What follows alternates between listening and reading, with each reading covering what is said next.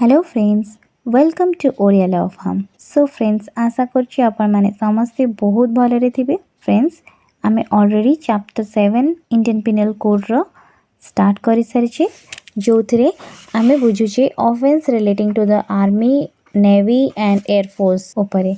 सो तार सेक्शन 137 जाए आमे ऑलरेडी वीडियो रे देखि सारिछे। जदि आपण माने देखि नांदे से वीडियो को थरटे देखि नियंदो। आजिर सेक्शन ने आजिर वीडियो रे आमे डिस्कशन करिबा section 138 of Indian penal code. So according to this section, abatement of act insubordination by soldier, sailor or airman.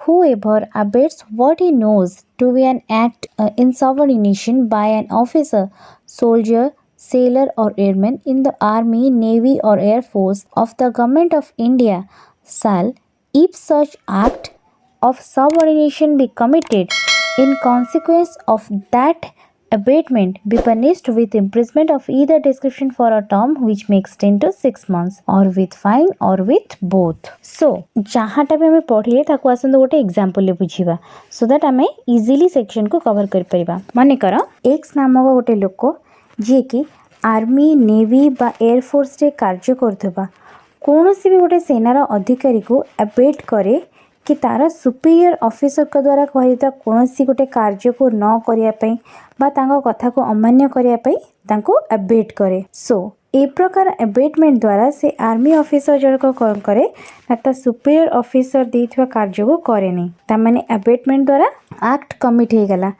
से अबेटमेंट करिला कि से सोल्जर जनक को तार सुपीरियर ऑफिसर कर माने कथाटा को अमान्य करिया को। सो सोल्जर जनक से कथार भड़केवा द्वारा कौन कले ना ता सुपीरियर ऑफिसर को कथा मानि लेली बा तांका द्वारा दिएथा कोनोसी कार्य को कलेनी। सो एबोली केस रे जी अबेट करिथिला ता माने एक्स अबेटर को कौन पनिशमेंट दिया जिवो कि नाही से ऊपर हमर सेक्शन 138 रे कहै जाय छी।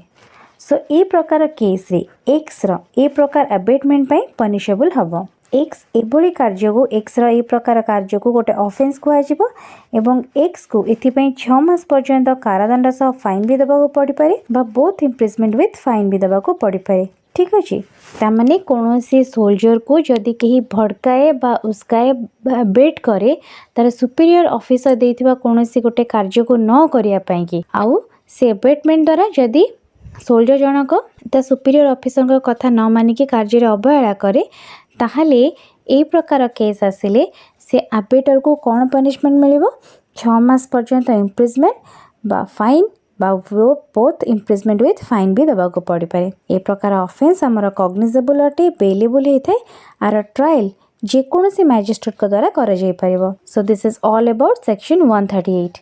सो मु भाबुची एग्जांपल ले मु आपण मानको ए टॉपिक टी बुझी पारथिबे। बहुत ही इजी सेक्शन थिला, आपण एग्जांपल बुझी पारथिबे। तथापि भी किछि डाउट रहउची आपण मते कमेंट रे जणांतु। वीडियो पसंद आसले लाइक करंतु, शेयर करंतु आ ए प्रकार लीगल अपडेट जणिया पई हमर चैनल ओडिया लॉ फर्म को सब्सक्राइब करिया को जमाय भूलंतुनी।